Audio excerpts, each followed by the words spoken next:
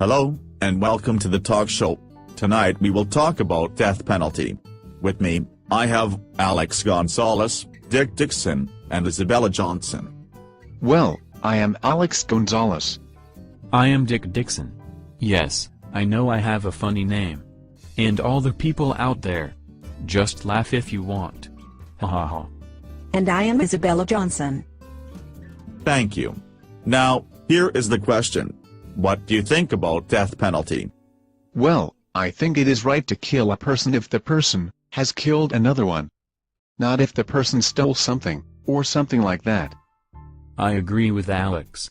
If a person killed another one, then I think it is right to kill the person. That is what the person deserves, because he took someone's life. I do not think it is right to kill a person.